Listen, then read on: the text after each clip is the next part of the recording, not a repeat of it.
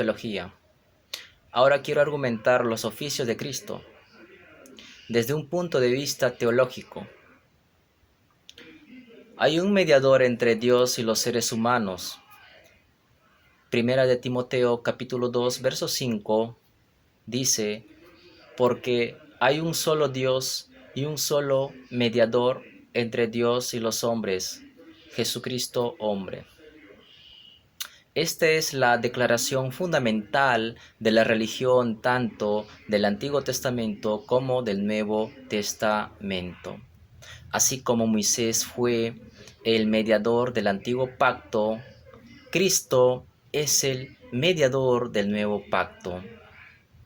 Un mediador es un intermediario, un mensajero entre dos partes, alguien que está entre contendientes, a veces mediando una disputa. Sin embargo, en el Antiguo Testamento había 3 tipos de mediadores.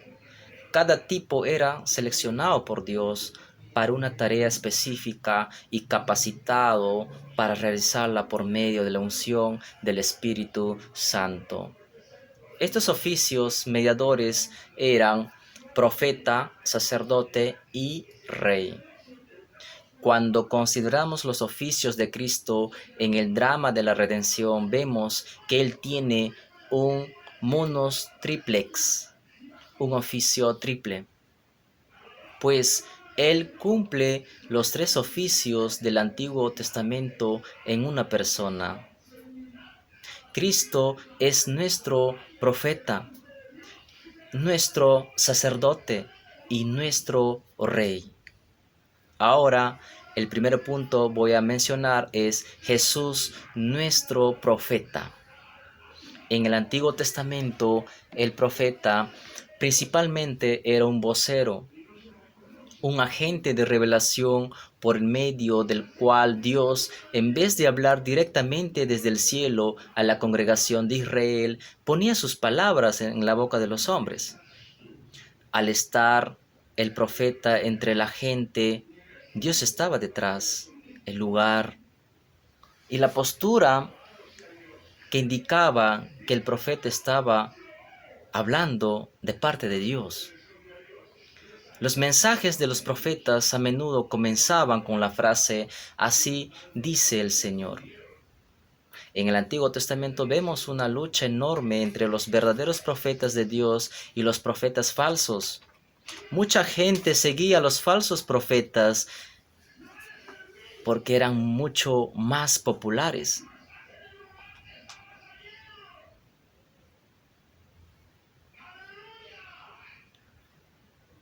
Mucha gente seguía a los falsos profetas.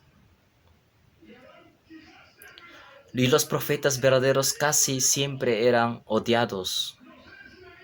Jeremías y otros más resistieron muchas aflicciones porque la gente no quería oír la verdadera palabra de Dios.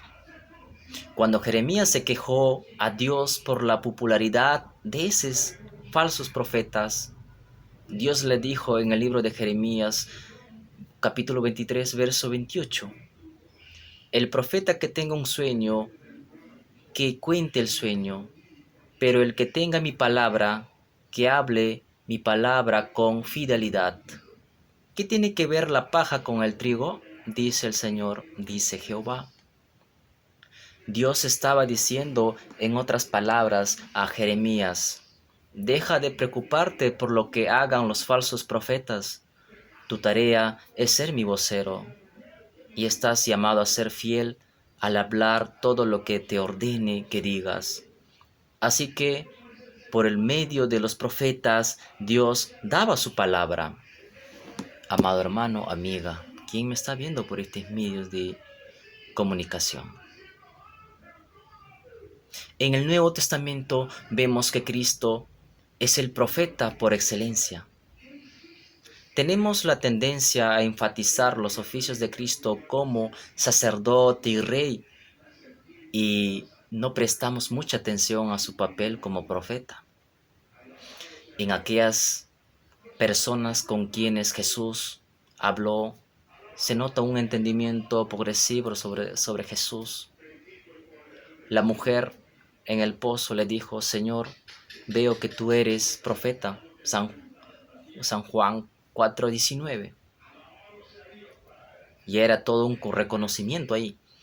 Pero ella todavía no había alcanzado la cima de su confesión, que sucedió cuando lo reconoció como el Mesías. Y Jesús no solamente proclama la palabra de Dios, Él es la palabra de Dios. San Juan 1:1. En el principio era el Verbo, y el Verbo era con Dios, y el Verbo era Dios. El término verbo o palabra, el griego es logos. También el autor de Hebreos capítulo 1, verso 1 al 2, que nos dice de esta manera: Dios, habiendo hablado en otro tiempo muchas veces y de muchas maneras a los profetas, a los padres por los profetas, en estos últimos días nos ha hablado por el Hijo.